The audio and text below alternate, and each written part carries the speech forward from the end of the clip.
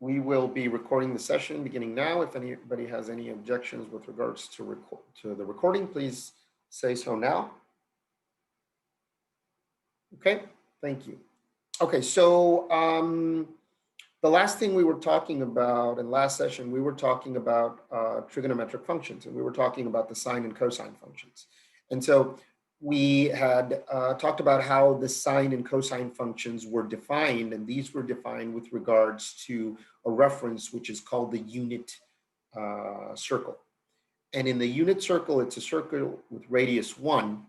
And we define the sine and the cosine. These are related to the x and y coordinates of any point in that circle with regards to the angle that's created by the line that joins the origin to that particular point.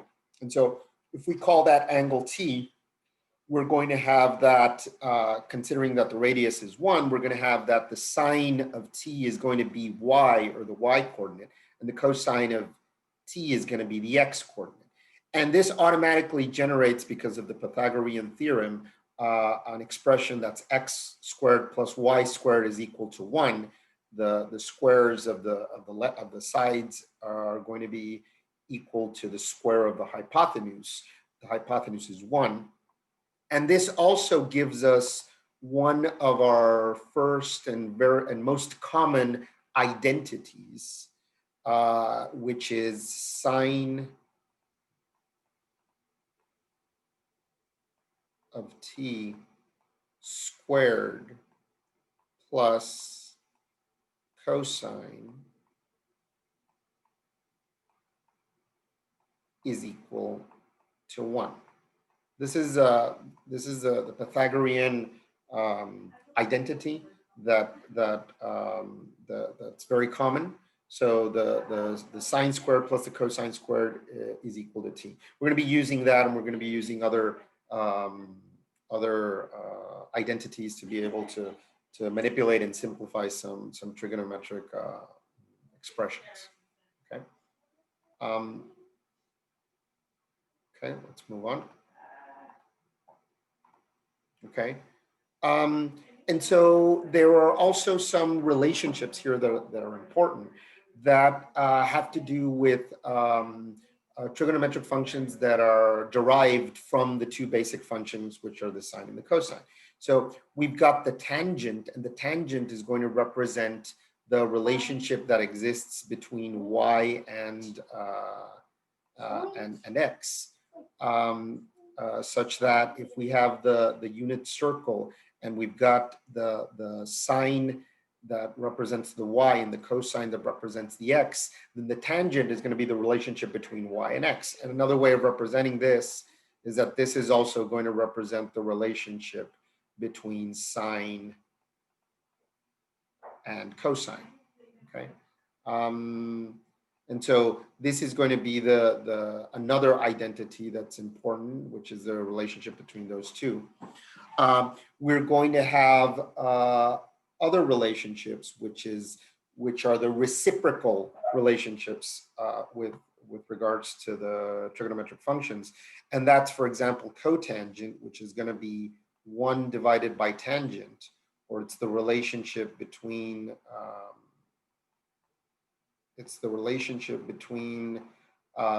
x and y, and so this is going to be equal to cosine divided by sine T. And then we're going to have the reciprocal relationships between of cosine and sine. So we've got the second, which is the reciprocal of the cosine,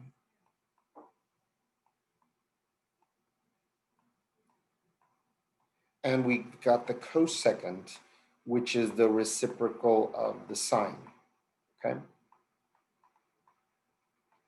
And so this gives us a group of trigonometric identities, which is basically the two basic ones, which is sine and cosine, and then there's tangent, and then there's a reciprocals, which is cotangent, secant, and cosecant. Okay, and those are going to be the building blocks for other mathematical expressions relating to trigonometric functions that we're going to be working on, or we're going to be working with. Okay. Okay.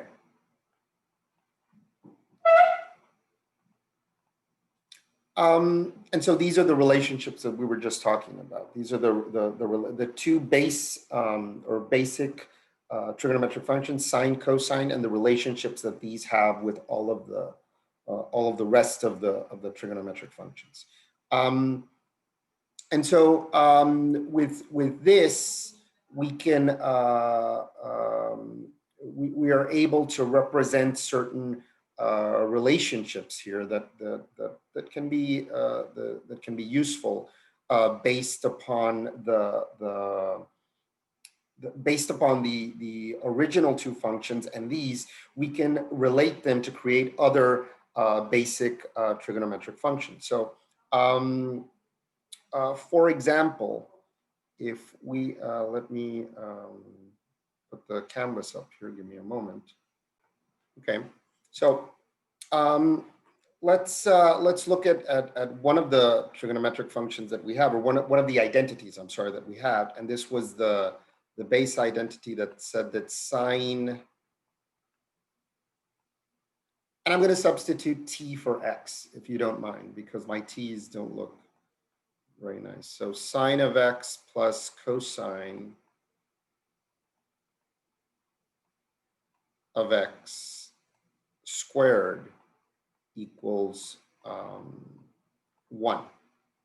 Okay, so let's see how we could play around with this identity and turn it into another very common identity that could be useful for us when we're working with identities. So I've got sine and cosine. What would happen if I decided to divide all of the function on each side? What would happen if I decided to divide it by sine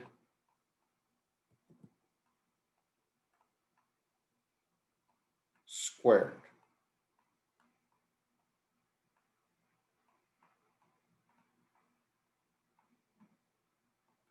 What would be created if I do that? Well, sine divided by sine squared divided by sine squared, what is this going to give me? Anybody? 1. 1, perfect. And cosine squared divided by sine squared, what would this give me? What is cosine divided by sine? Cotangent. It's cotangent. Perfect. Thank you very much, Viviana. It's cotangent. But this is elevated to the square. So cosine squared divided by sine squared is equal to cotangent squared.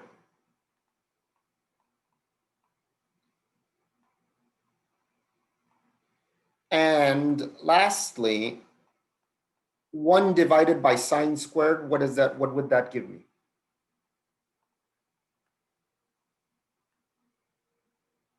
What is 1 divided by sine? The C is C. I don't know how to say Cosecant. It's cosecant. It's weird. Always when I teach this part, it's actually easier to say in Spanish, because in Spanish it's secante y cosecante. Yes. And then in English it's secant and cosecant. They don't roll off the tongue. So it's cosecant or CSC, like that I was saying. So this would be cosecant squared of x. So this is another identity that's important that we're going to be using, okay? So the first is sine squared plus cosine squared equals 1. The other is 1 plus cotangent is equal to cosecant. That's another These are called the Pythagorean identities. This is another one that's going to be useful. So write these down. Okay. Okay. Questions with this one? Was it clear what we did? We're going to be doing exercises. We're probably going to be getting to these on Monday, but we're going to be doing exercises with identities where it's basically literally the way I approach them. It's literally like solving a puzzle. So we're going to be given an identity and we're going to want to try to simplify it as much as possible. And it's kind of like a puzzle, kind of like a Rubik's Cube, where we're trying to identify where we can place certain things and how we can substitute things using identities to make something look different. So was this clear what we did here? So this is another identity, this one that I wrote down here in pink. Okay. I have a question. Yes, go ahead, Andrea. Remember to turn on your camera, please. I need to turn it on. Yes, please. When you're done. Yes. Yes, go ahead, Andrea. Why did you divide by sin square x? Is like that the exercise? No, I'm doing a demonstration.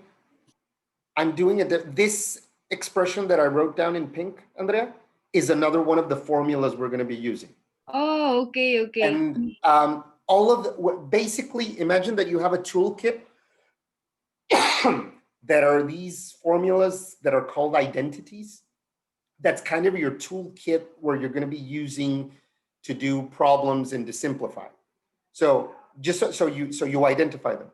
The first one is sine, cosine, and then it's tangent, cotangent, cosecant, and secant.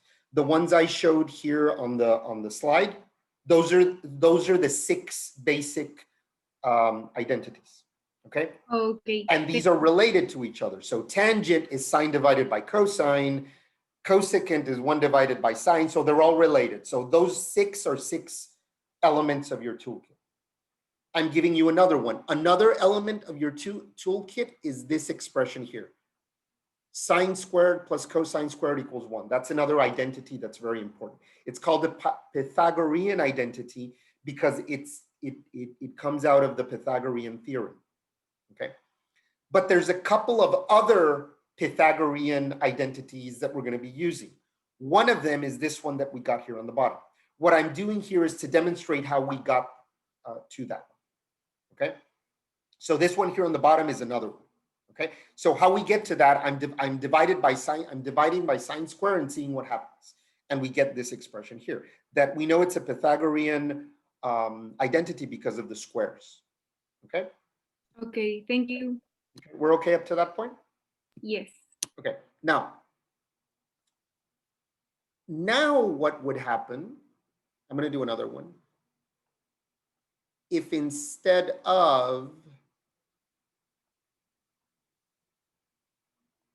what would happen if, for the same expression I've got there, instead of dividing by sine squared, what would happen if now I divided by cosine squared? What would we get at? And we're doing the same thing with this one. We're trying to get to an expression. So let's see what would happen. So what would happen with the first block here? It will be 10 x squared. Tangent squared. Perfect. Perfect, Andrea. It would be tangent squared. Let me write that down. It would be tangent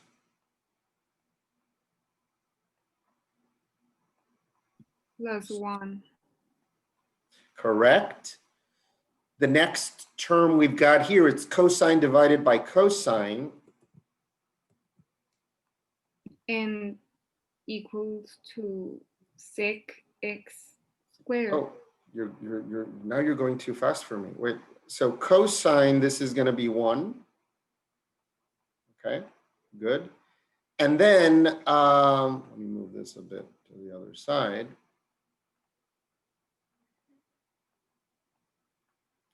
Correct. 1 divided by cosine squared, this is going to give us secant or sec.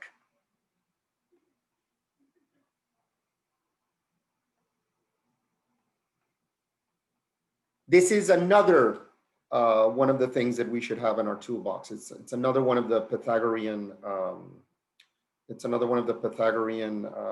identities. Okay, so one thing for the next exam is that I'm going to let you be able to view, or rather, as a part of the exam, I'm going to give you a formula sheet. Okay, that's going to be these identities so you can work with. In the homework task, I should suggest you make a formula sheet with these identities that we're identifying here because we're going to be using them. Okay, so this is another one, and this is also called a Pythagorean identity because of the squares. Okay, and basically, when we're working with identities, to simplify identities or demonstrating identities, we're kind of going to be playing around with stuff. And we're gonna try to work things out by combining identities, and the combinations give us new things that are equivalent. Okay, so is it clear how we got to these two? Yes. Okay. Yes. I'm gonna go back to the PowerPoint. Okay.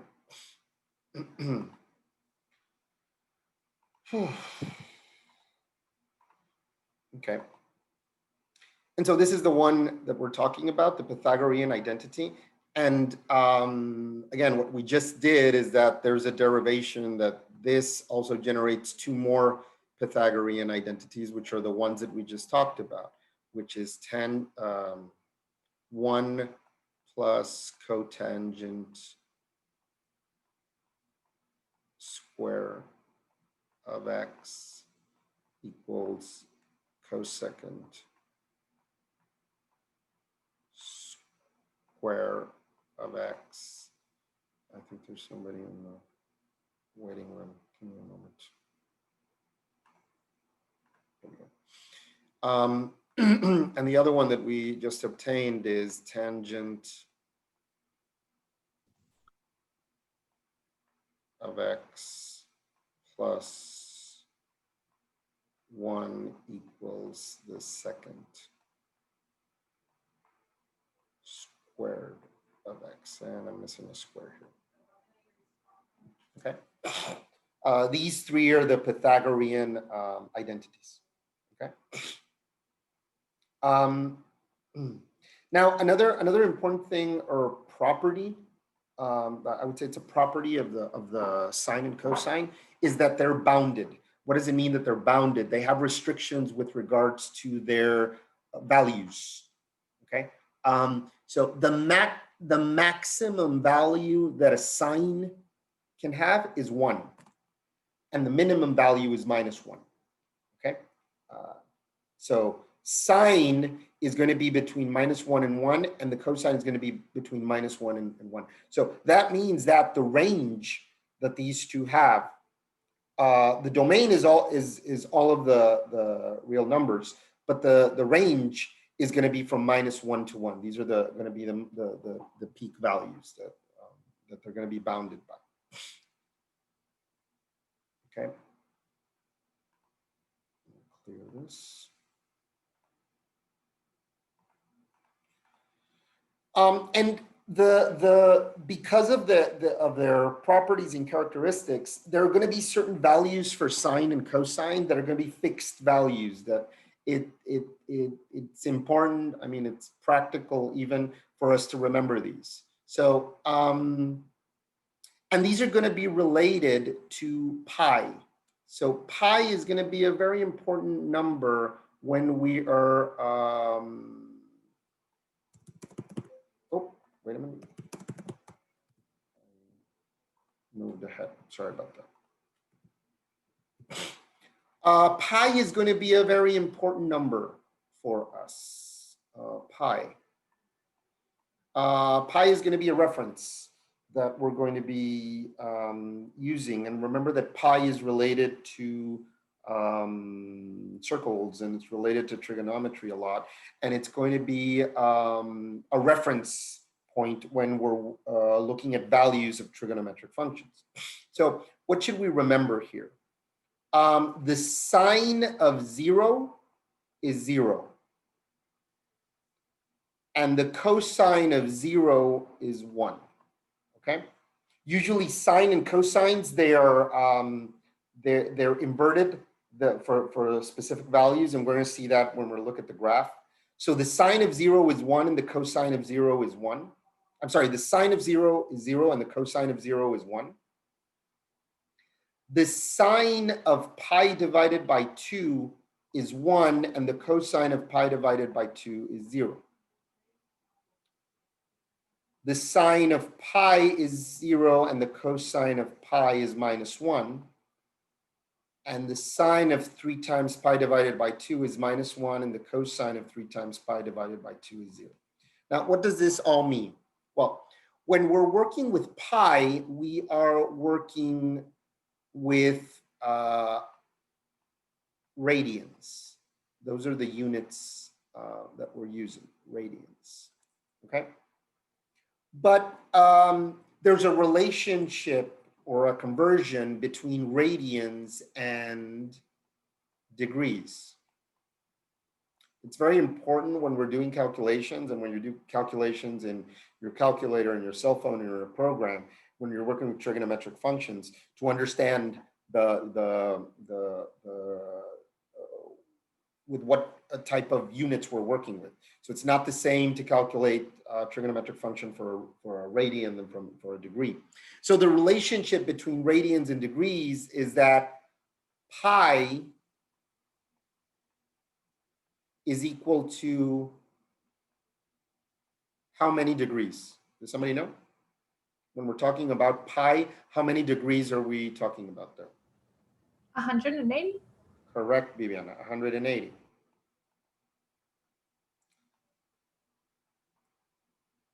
That means that how many pi's would 360 degrees be?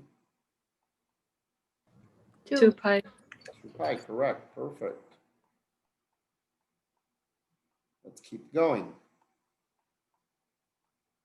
How many pi's would 90 degrees be?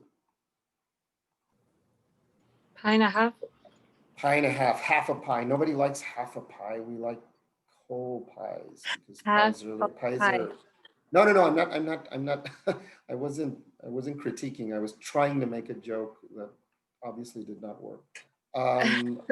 So pi divided by 2 or half a pi, that's 90 degrees. It's perfect. Very, very well done, Estrella. How many degrees would 270, how many pi's, I'm sorry, would 270 degrees be?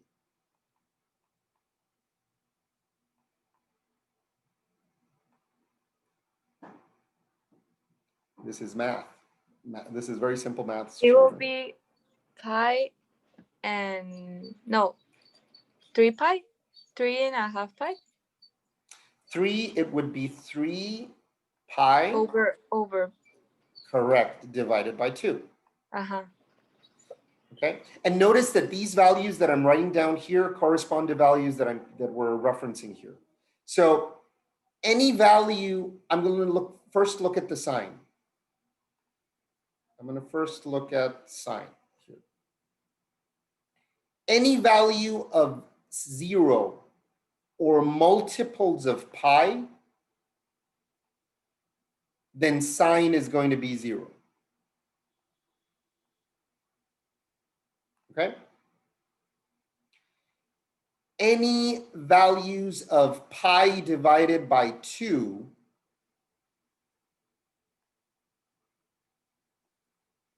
any values of pi divided by 2, notice pi divided by 2 or 3 times pi divided by 2, any odd multiples of pi divided by 2 are going to give us as a result a 1. Or if it's an odd interval multiplication, it's going to give us a -1. So for 0, for 180, it's 0. For 90 and for 2, it's 1. And for 270, it's -1. Okay. Now, for the cosine, it's the other way around. Values of 0 and pi are going to give us 1 or minus 1, depending on the multiplier, and values of pi divided by 2 or odd multiples of pi divided by 2 are going to give us 0. Okay, so there's a relationship there. Before we move on to the next, let's see. If we talk about 45 degrees, how many pi's would 45 degrees be?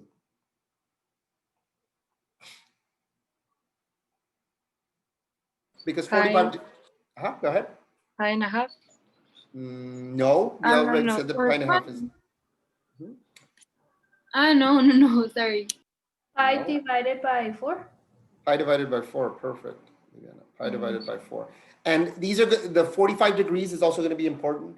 In some calculations, it also gives us a fixed value. We're going to see that in a bit. But these are the relationships. So sometimes we're going to be working with degrees, and sometimes we're going to be working with angles. With degrees, I'm sorry, and sometimes we're going to be working with radians. Mostly for these examples, we're working with radians, but it's sometimes easy to make the relationship there with the degrees. Okay. Now, this can be better, maybe it can be better represented or better seen if we look at the graphs for a sine and a cosine. And so one thing that's important for sines and cosines and these trigonometric functions is that they're periodic. What does a periodic graph means? It means that the model of the graph, okay, repeats itself. And it repeats itself in periodic intervals, okay? So the red graph that we see here is a sine wave, okay? It's a sine wave, this red graph that we have here. What do we notice in a sine wave? It starts at 0 and it ends at 0, okay? And the maximum values are going to be 1 and minus 1. And it crosses 0, or the x-intercept is in pi. The maximum value is in pi divided by 2, or 90 degrees, and the minimum value is in 3 pi divided by 2. Okay? So it starts in 0. It gets its maximum point in pi divided by 2, or 90 degrees. It crosses in 180, or pi. It gets to its lowest point in 3 pi divided by 2, or 270, and then it crosses again in 2 pi, okay? And this is the periodic, and it repeats itself. It repeats itself forward and backwards, okay? Now, what's the difference with the cosine? The cosine is exactly the same as the sine, but it's been moved. So imagine that we've got the sine wave, and imagine that we pulled it this way. And so the cosine looks like this. The cosine starts at 1, 0, has an x-intercept in pi divided by 2, or 90 degrees, gets to its lowest point in pi, or 180, crosses again in 3 pi divided by 2, so it has 2 x-intercepts. It has an x-intercept in pi divided by 2 and 3 pi divided by 2, or in 90 degrees and 270 degrees. And it gets again to its highest point in 2 pi. So the sine is going to go highest point, cross, lowest point, cross, highest point. Okay? And it's exactly the same as the sine wave, but it's been shifted. Okay? And it's also periodic. It keeps repeating itself. Okay? Questions up to this point? No. Okay.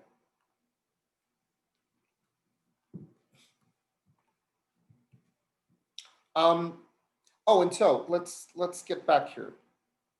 Let's get back here and see if we can remember some stuff before moving forward. Look at the sine wave. Look at the sine wave. Can you tell me if it's an even or an odd function and why?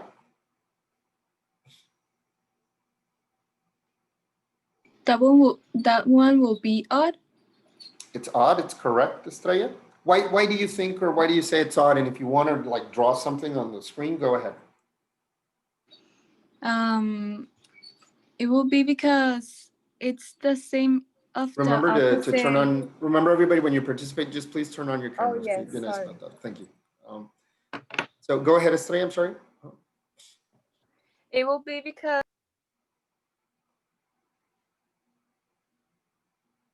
You're muted, Estrella.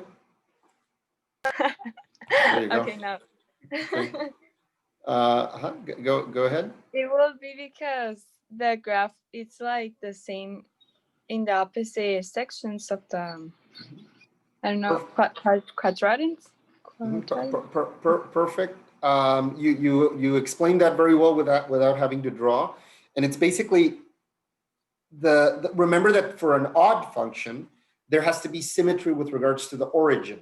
So the opposing quadrants have to have a mirror view of the graph. So we notice that we've got this part of the graph here, and then we've got this part of the graph over here. Okay, so it's mirrored across the origin. So that is correct. Very well, Estrella. Sine is an odd, and it's odd, not meaning that it's weird, it's odd. It's an odd function. Okay, so very well done. Thank you very much, Estrella. Now let's look. Now let's look at the cosine. What would the cosine function be? And why?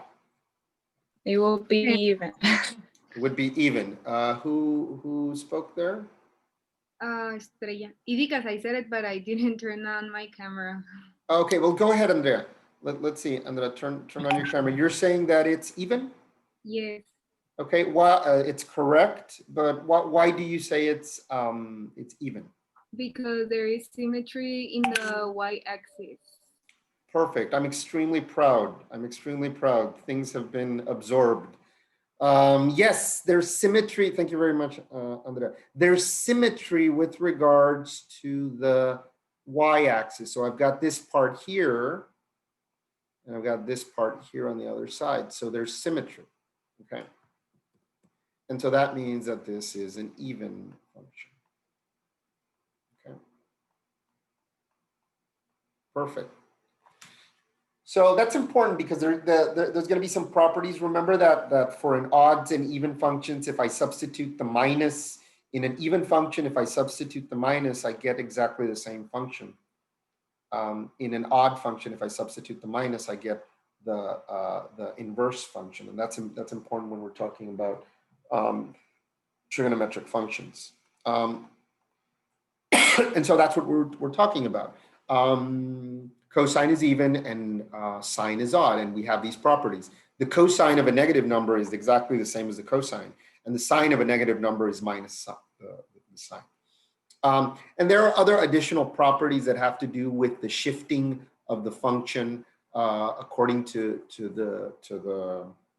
Remember that if we add or subtract a number inside, we're doing horizontal shifts. Well, that actually applies here. If you notice, the cosine function is the sine function shifted to the left or to the right, depending on how you're doing it and how many units you're considering. And the same could be said about the sine is the cosine moved also or shifted horizontally. And so we have those properties here. These are called, if you're making notes, this would be the additional properties, or I would also call these the horizontal shift properties. And that just gives us that the relationship between those two are these horizontal shifts. Okay. Okay. There's a couple of other values that are important or a reference. So I already asked you one of these, which is pi divided by 4. You already told me that this is 45 degrees. How much is pi divided by 6. 30. 30 degrees. Perfect. Thank you, Vivian.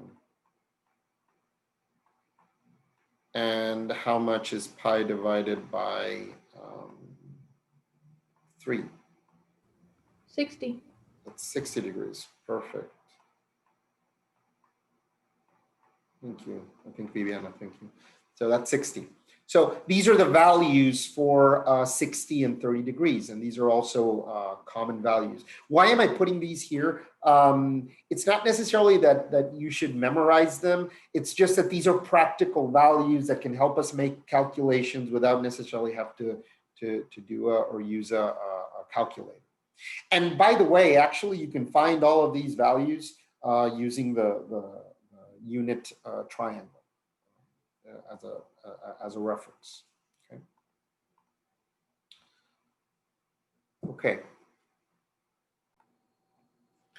Okay, so the next set of graphs that we're going to be talking about is tangent and cotangent. Now, if you notice, the graph for tangent and cotangent look drastically different than the graphs from sine and cosine. What is a common characteristic with the graphs of tangent and cotangent and the graphs of sine and cosine is that they are also periodic graphs. They also have periodicity. That means that also the base or model of the function or the graph is repeated in certain periodic intervals. And so we've got the graphs here of tangent and cotangent. Can somebody tell me what is something that you notice here in the graphs? Just look at the graphs and try to interpret what you see. What are you seeing there in the graphs? That they are the same, but with like to the other way, no? They've basically one is the reflection of the other one. Kind of that's one thing that we can notice. That's a good observation, Andrea. So they're kind of reflected. Very, very good. What are those dotted lines that we see there? What do you think those represent?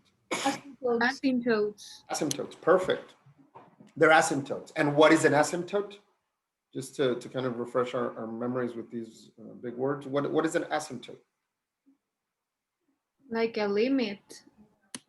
A line that never is gonna touch. Something like it. Yes, perfect. Both answers are correct. So an asymptote is going to be, and you can write this down because I'm going to ask this, and this is going to be a question in the exam, next exam, by the way, and it's not written down in the PowerPoint slides, but we've mentioned the definition before. So what is an asymptote? An asymptote is an imaginary line that identifies a limit. We could say it that way. In which a function or the graph of a function is never going to cross that line. It's never going to cross that line. Usually in the case of asymptotes, the graph is going to be getting closer. It's going to try to get close to that line towards infinity, but it's never going to cross it, okay? So something very important here with regards to the tangent and cotangent is that we've got these asymptotes here. Now, in what let's look at the tangent. In what values do we have asymptotes? Just looking at the graph. Minus 3/2 pi, minus a half pi, and 3/2 pi. So we're basically talking about, thank you, Andrea. We're basically talking about, notice what I'm going to say. We're basically talking about odd multiples of pi divided by 2. Okay?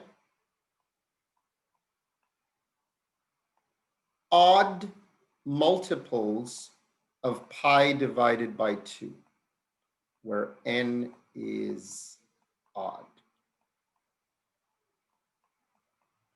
So pi divided by 2, 3 pi divided by 2, 5 pi divided by 2, et cetera, et cetera, et cetera. Okay? What angle did we say pi divided by 2 was in degrees? 90. 90. 90 degrees.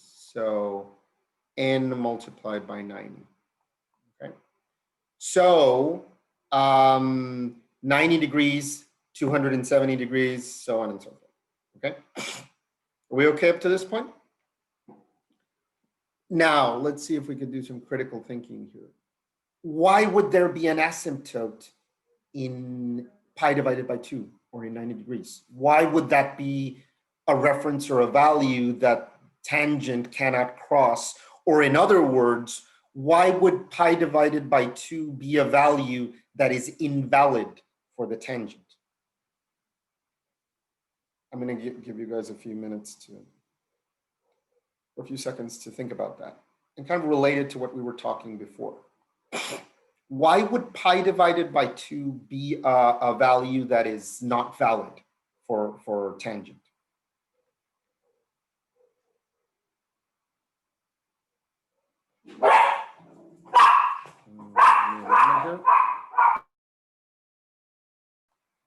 So why would pi divided by 2 be an invalid value here for tangent? Anybody give me a guess.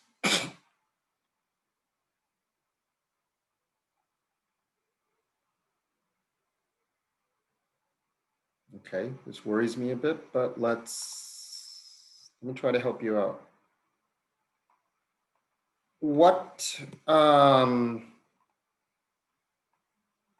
when we're talking about tangent and the identity that's related to tangent, the tangent of x, what is tangent of x, what is that equal to, or what is it related to with regards to the original trigonometric functions? Sine divided cosine. Perfect, thank you, Viviana.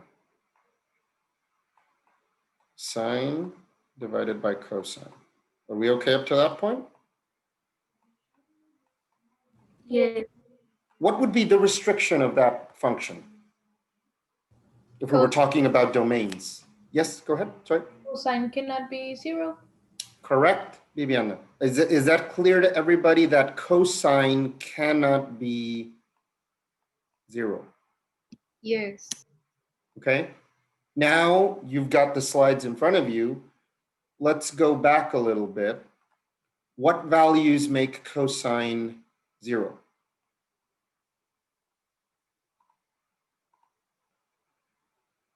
Half a higher. Pi divided by 2, 3 3. pi divided by 2. Now is it clear why, when we're talking about tangent,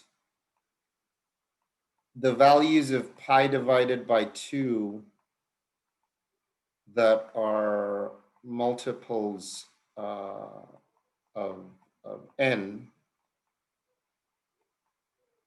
these are not valid values for tangent, okay?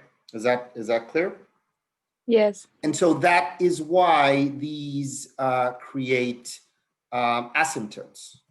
When we're talking about the tangent, that's why these create asymptotes. Okay, is that clear to everybody?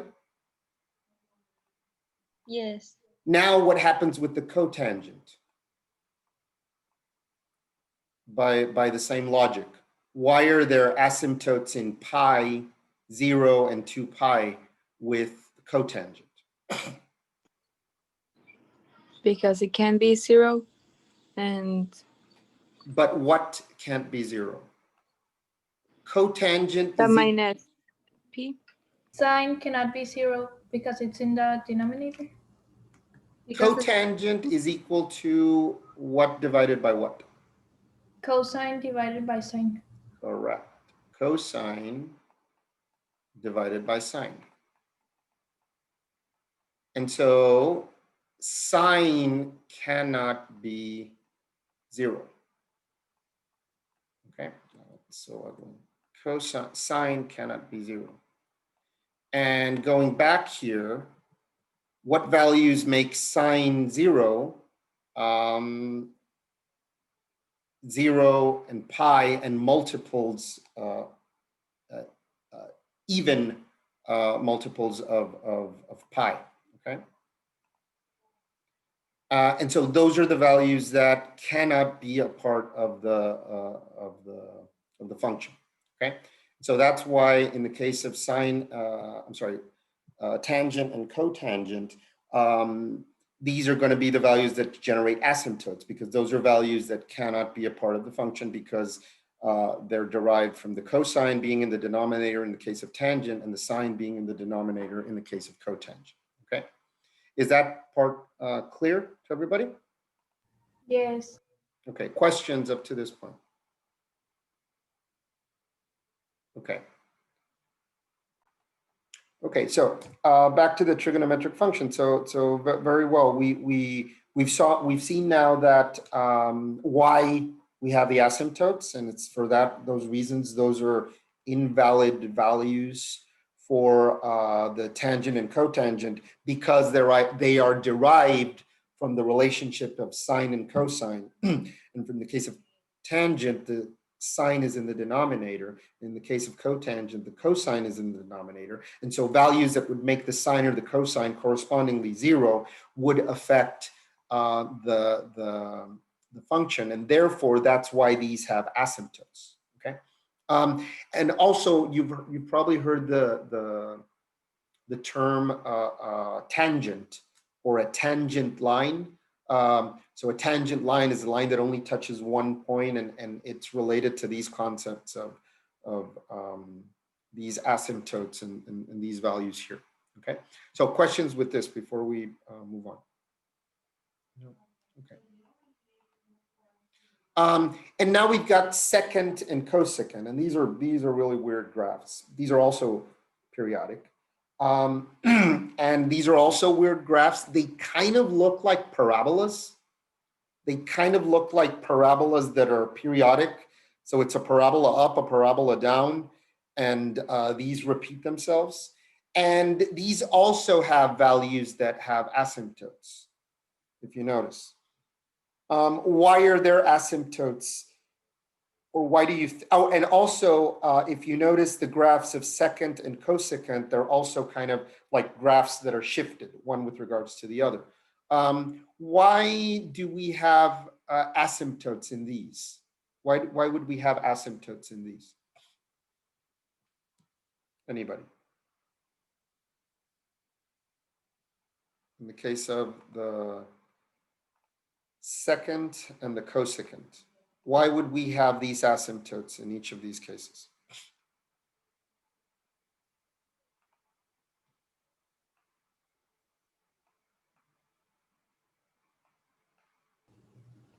Because secant is 1 divided by cosecant, and cosecant cannot be 0.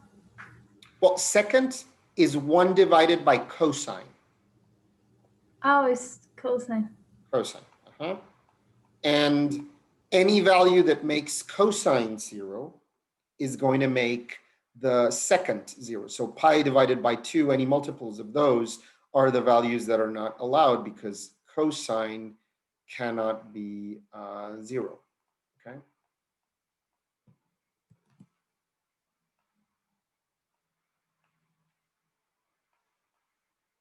And in the case of cosecant, cosecant is sine is 1 divided by sine, okay?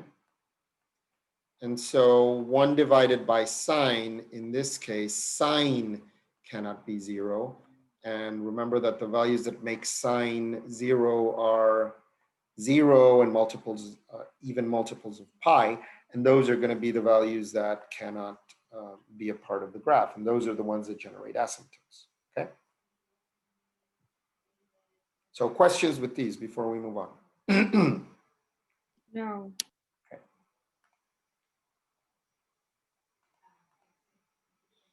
Oh, whoops. Okay, let me ask a couple of questions here. Tangent and cotangent. Tangent and cotangent. Is tangent even or odd? It's a weirder one, isn't it? Odd. It's Yes. odd because we've got a reflection. It's kind of a bit difficult to see, but we've got a reflection with regards to the, we have reflections with regards to the y-axis. And in the case of cosecant, Odd. it's also odd because we've also got reflections with regards to the y-axis. Okay, good. Now let's look at secant and cosecant. What do we see there?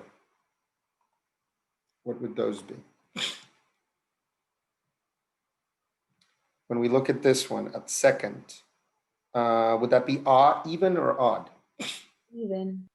It's even because we've got a reflection on the y-axis. And secant comes from cosine. And remember that cosine is even, okay? So secant comes from cosine, and cosine is even, so secant is even also. And what do we see with regards to cosecant? With this one over here. It's odd. Odd, and cosecant comes out of sine, and sine is odd also. So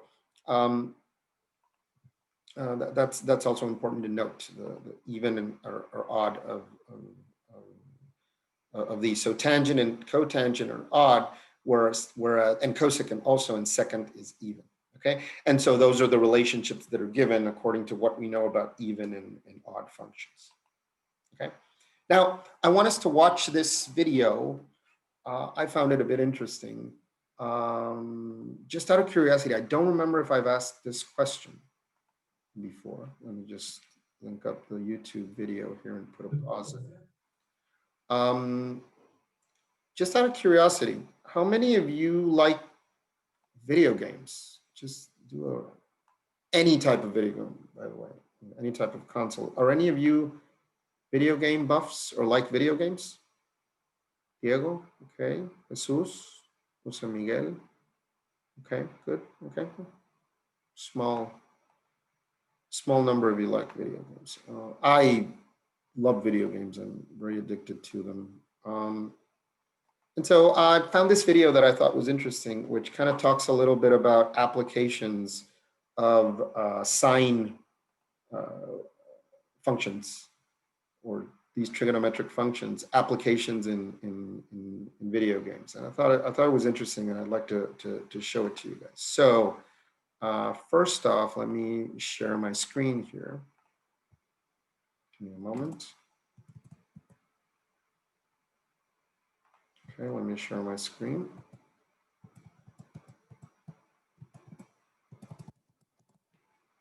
Okay.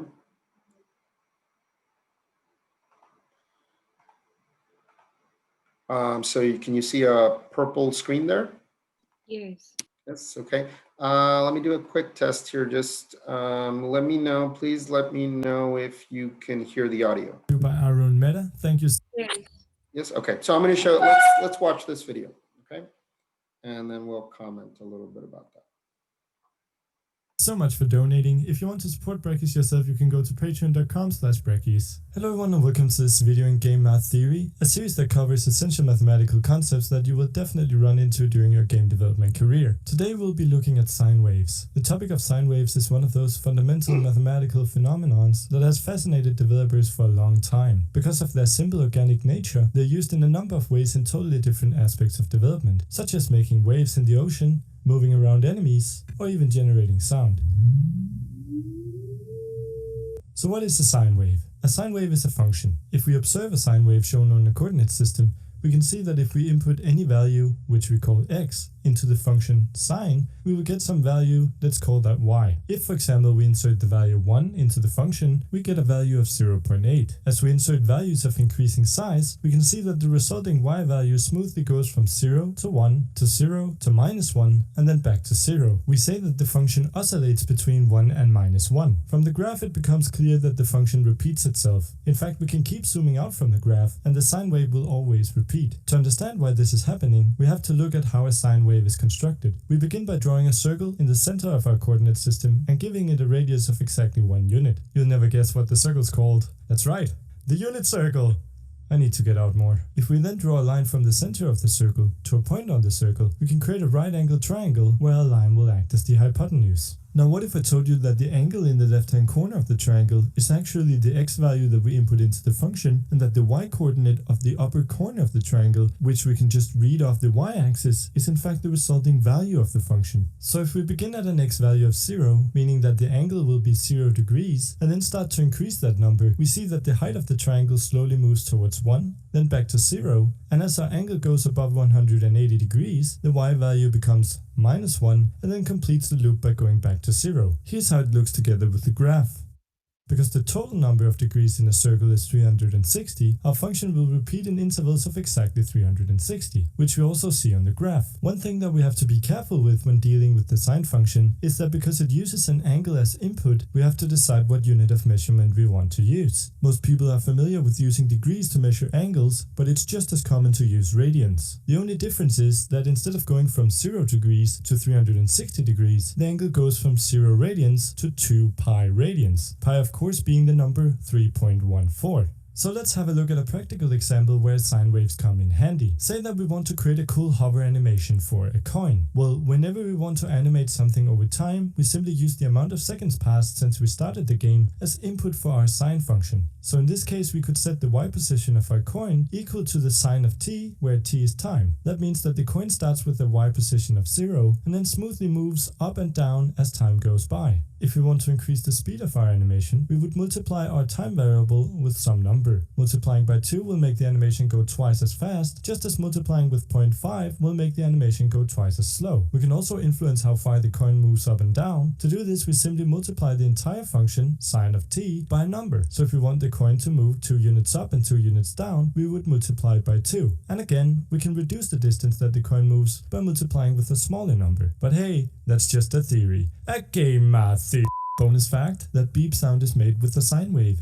Remember, the coin is just one example of where you can insert sine functions to create repeating behaviors, and hopefully this video has given you some ideas of how you can play with sine waves yourself. If you make something cool or have any questions, make sure to share it on the Brachis forum. That's pretty much all I have to show for this video. If you're interested in learning more about sine waves, there's a link for that in the description. I hope you enjoyed this episode of Game Math Theory. Let me know what you want to see next. If you want to support the series, you can do so on my Patreon page. Thanks for watching, and I will see you in the next video. Thank you so much to all of the awesome people who donated in September, and a special thanks to Aaron Meta, Robert Roche, James Calhoun, Kim Rose Gugos, Bao Andan Duang, and Vixen P. Thank you so much for donating. You guys are awesome. If you want to support Brachis yourself, you can go to patreon.com/Brachis.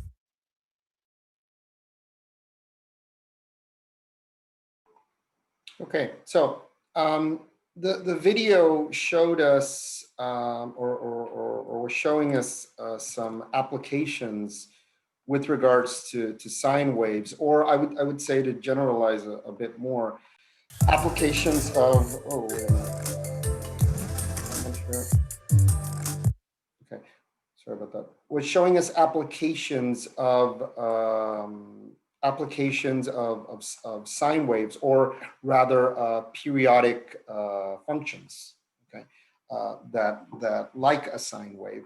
And so in game theory, or in any sort of modeling of graphics, when we want to represent a behavior that is periodic, like so the coin going up and down, okay, at a certain interval or rhythm, the sine wave can represent that. So you saw that when they're doing the programming of things that you see in video games, like the coin, or any other sort of periodic movement, like movement of waves in an ocean, or even a sound, these are representing using sine waves. And by the way, when we say sine waves, that's a general term that's used to represent any sort of signal that looks like this. So actually, a sine wave and a cosine, like we saw, are really the same wave, but one is a shift from the other. And I hope you also noticed in the video that when they were talking about if we wanted to go faster or slower, or go higher or lower,